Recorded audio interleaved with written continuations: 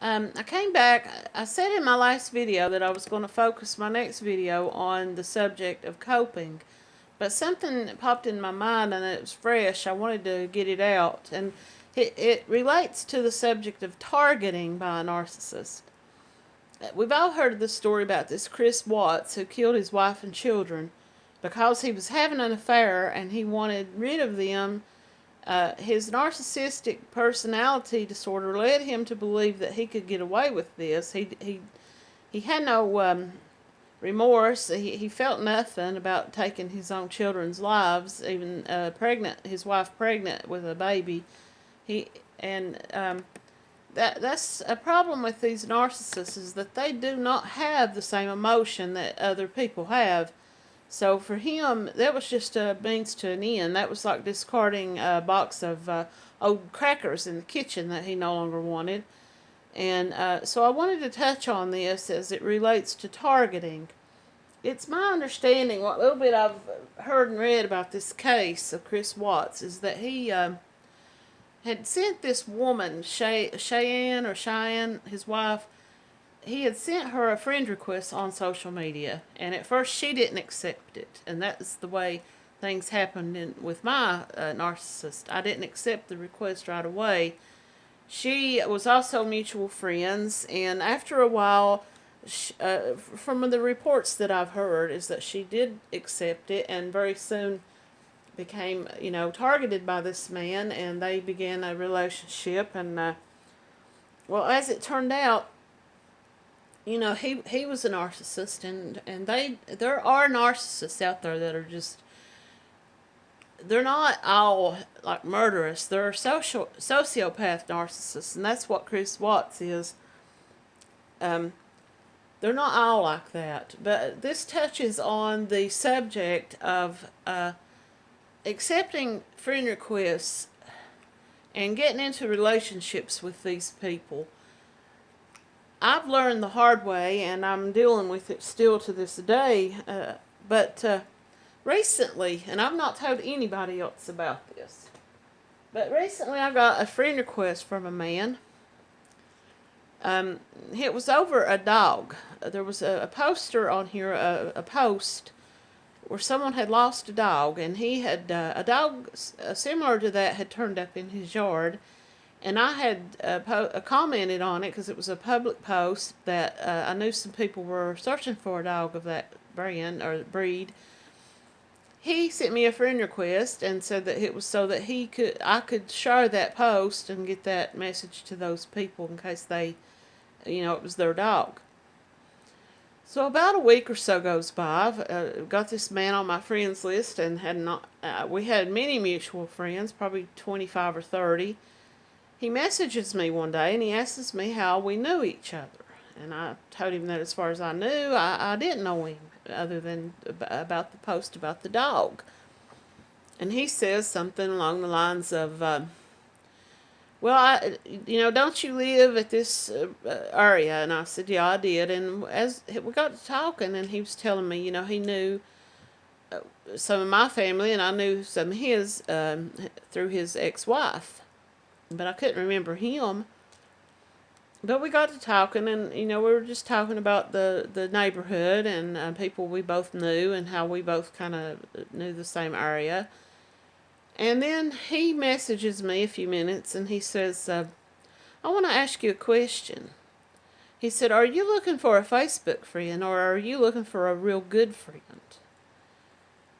And I didn't know how to respond or what to say, but I was sitting there with my mouth gaped open because I'm thinking, oh my God, this is happening again, and I'm not going to let it happen again. So I just unfriended him. I never did respond to that message and just left it there. And I never told my husband anything about it. I just left it alone because I didn't want to rile up after everything that's happened in the last couple of years. I just wanted things to be okay.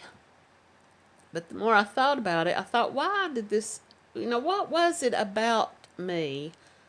What was it that made this person who knows me from Adam think that he could message me? And I'm even mad at myself for not telling, because he's married, and I'm mad at myself for not telling his wife. I think I've probably deleted that message. I thought, why didn't I tell anybody? Why didn't I just post it right there on the internet and let everybody look at it and see what this man was up to? I don't know why I didn't. I don't know why I didn't call him out. I don't know why I didn't tell anybody. But it's kind of like victimizing me, and it makes me feel like I victimized myself by not, letting it be known. And it's a part of the shaming that you feel, the shame that you feel. I felt like there must be something about me that makes these men see me as an easy target, as an easy source of supply. I don't have anything on my page that would suggest that I'm looking to get laid or anything like that. I don't, I mean, so I'm just wondering, and I just want to touch on this subject while it was fresh in my mind. There's another case of a man. The woman's name was Kelsey Barrett, and I think she was also in the Colorado, Montana, somewhere in that area. And her husband had begun an affair. I think they had a child. Maybe she was pregnant with a child, but he had started an affair with a woman. And these people that enable the narcissist, a term that is used for them is flying monkeys, because they do the bidding. They do whatever these narcissists, they fall under their spell, and they do their dirty bidding. They sneak around like rats trying to gather information. Well, anyway, this Kelsey Barrett's husband had started an affair with this woman, and because he had this wife and child, he wasn't really free to go be with her, so she enabled him and helped him to murder this woman. He actually murdered his wife, hid her body. The girlfriend helped him clean up the murder scene, helped him hide the body, hid his cell phone, made it look like that he was not in the area where his wife was. She had his phone in a different town. But eventually the police called him and caught up to him, and she finally came clean in order to save herself and get herself a little bit less jail time, and probably saved her own life in doing so, because eventually he would have done the same thing to her. But this is just kind of the targeting, and I just want to put one more warning. I'm going to close this subject after this video. Is to anybody who's watching this who has people on their friends list that they really don't know that well. You don't have to feel guilty if you unfriend somebody. I mean, these people were never your friends. If you've never spoken to these people or had real interaction with these people, then what makes you feel like that you have to accept a friend request or continue a online friendship with them? There's no reason. If you feel any kind of warning signals, just unfriend them, block them, get rid of them. It's the best thing in the world. I wish, I sit here thinking about that message from that man a few weeks ago, and I kicked myself over not sharing it. But if I had of, the only reason I think maybe I didn't is because I knew it would cause a blow up. And it's a sensitive area when you are a couple. If you have a male friend on your page, or your husband has a female friend on his page, it's a sensitive subject, and I didn't want to raise red flags for him to give him any doubt towards me. But I'm kind of thinking I wish I would have, or should I have warned this man's wife and said, hey, your husband's on Facebook trying to get a piece off some stranger. But I just want to put that warning out there. They target you. Now, if I had gotten involved with that man, if I'd have said, oh yeah, I want to hook up, let's hook up, I would have been just as guilty as him. But he was targeting me. He put that feeler out there, that he sent that message to me to see if I would go for it. People may add you as a friend and never speak to you, and then one day out of the blue, 6 months later, they may start trying to, get closer to you. Probably because they've had you on hold while they were victimizing somebody else. But I want to run out of time, but I just wanted to say, really, watch who you add. Watch how you interact with other people. Watch what you share. Don't.